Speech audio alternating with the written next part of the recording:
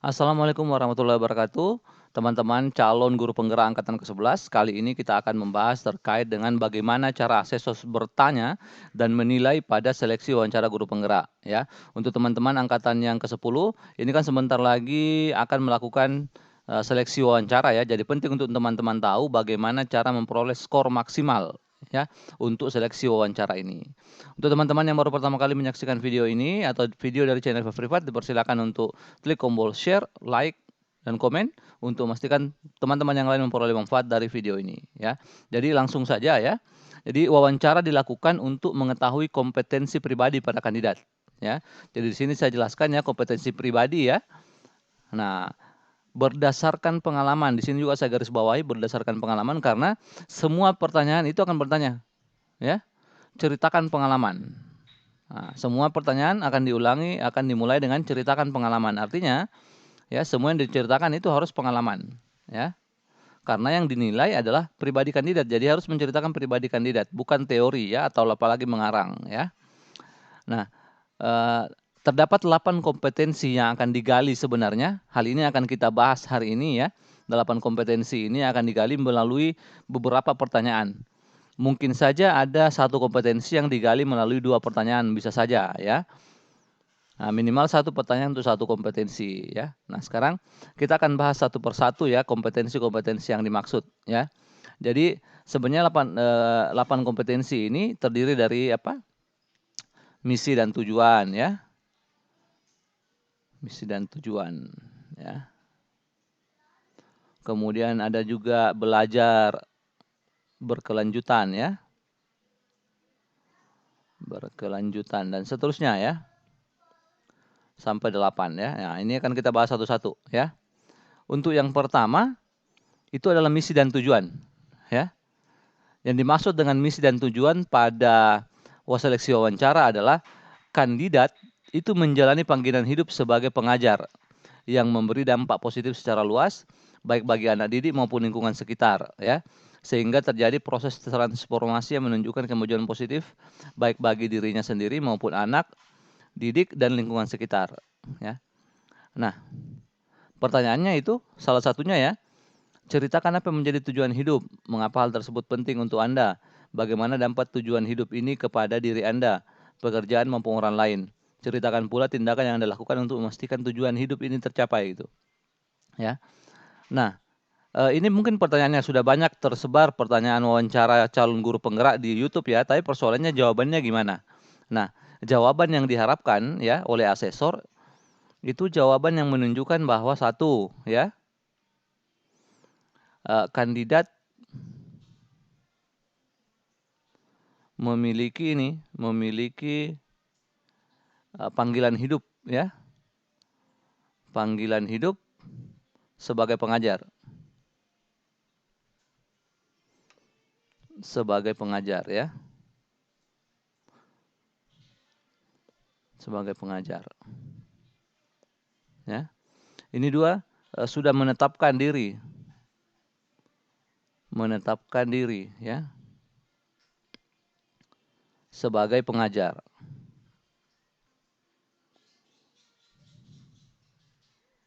Kemudian yang ketiga itu berkontribusi. Nah, bagaimana caranya meyakinkan asesor bahwa teman-teman sudah menunjukkan 3 ini ya. Nah, nanti ceritakan pengalaman teman-teman terkait dengan misalkan saya kasih contoh saja ya. Ini terkait dengan misalkan sudah pernah jadi guru honorer. Honorer, gaji kecil misalkan. Nah, gaji kecil. Kemudian tidak mendaftar pekerjaan lain. Tidak cari kerja lain ya. Nah, kalau tidak cari kerja lain kan artinya sudah menetapkan diri itu. Ya. Kemudian yang dimaksud dengan berkontribusi nih. Berkontribusi secara luas. Baik bagi anak didik maupun lingkungan sekitar ya. Kalau bagi anak didik ini kan cakupannya mungkin sekolah ya. Kalau lebih besar ya. Kalau sekolah ini mungkin nilainya bisa dapat 3, tapi kalau kontribusinya lebih besar ini bisa dapat nilai 4 ya. Seperti itu. Ya, itu untuk kompetisi misi dan tujuan ya. Kita pindah kompetensi selanjutnya. itu adalah kompetensi pengambilan keputusan, ya.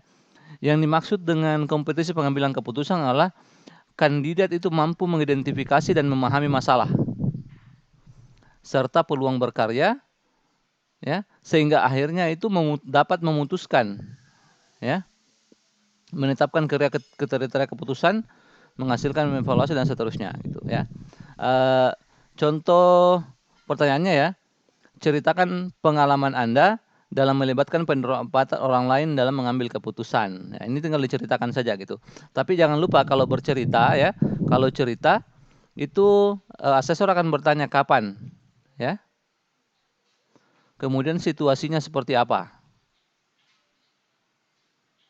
ya. Kemudian pertanyaan berikutnya, tindakannya apa? Kemudian berikutnya, hasilnya apa? Nah, jadi 3 pertanyaan ini nanti akan ditanyakan asesor nih. Yang penting sebenarnya yang kedua, tindakannya apa? Jadi setelah menceritakan situasinya, misalkan pada tahun 2023 misalkan, ya, saya mendapat pilihan untuk pindah kerja atau tetap di tempat kerja, ya. Nah, tindakan yang harus muncul itu adalah satu, misalkan, ya, menganalisis informasi atau memahami informasi. Jadi dalam situasi atau pengalaman teman-teman itu memahami informasinya seperti apa. Kemudian menganalisis resiko. Menganalisis resiko dan peluang. Jadi itu harus ada, ya. Jadi dalam mengambil keputusan ini, teman-teman tidak langsung mengambil keputusan tapi memahami dulu informasi. Kemudian ada menganalisis resiko dan peluang. Kemudian yang ketiga ada juga meminta pendapat orang lain, ya. Meminta pendapat orang lain. Ya. Kemudian ada juga menetapkan kriteria keputusan. Menetapkan kriteria keputusan, ya. Keputusan seterusnya, ya. Nah, sebenarnya apa yang ingin didengar asesor itu sebenarnya ada di sini, ya. Nah, ini menganalisis, mengumpulkan informasi, memiliki tindakan terbaik, ya, dan seterusnya, ya. Seperti itu, ya. Jadi semuanya sebenarnya sudah ada di definisinya, ya. Di sini gitu, ya. Tapi teman-teman harus pintar menceritakan pengalamannya, ya, menceritakan pengalamannya. Oke. Selanjutnya setelah pengambilan keputusan ada ini memulai tindakan, ya. Memulai tindakan yang dimaksud di sini adalah initiating action istilah bahasa Inggrisnya, ya. Nah, sebagai pengajar itu bertindak segera untuk mencapai tujuan, melakukan tindakan untuk meraih sasaran melampaui persyaratan minimum, bersikap proaktif dan mandiri. Jadi sebenarnya sudah tercermin di sini nih. Kalau teman-teman bisa menceritakan pengalaman teman-teman yang menunjukkan bahwa teman-teman itu memiliki kompetensi yang ini, ya, maka itu sudah bisa dapat poin 3 minimal, ya.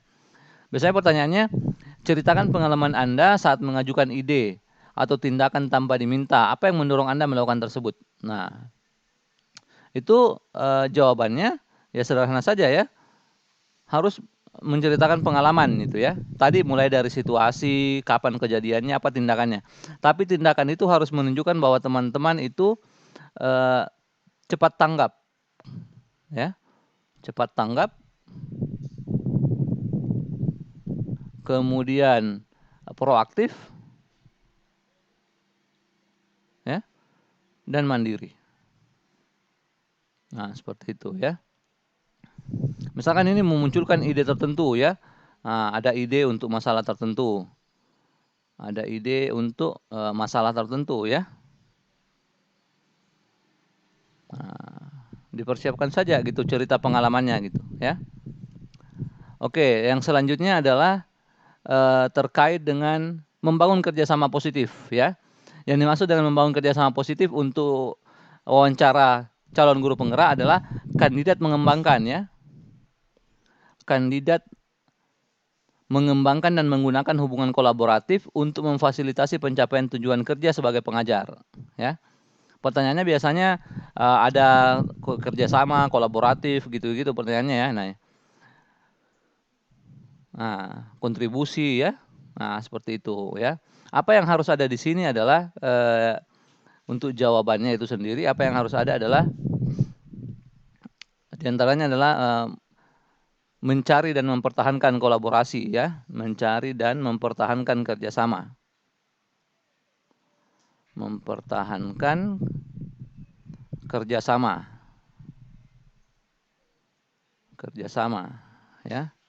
Kemudian mencari peluang kolaborasi ya. Peluang kolaborasi. Ya. 3, melibatkan ya. Melibatkan pihak-pihak.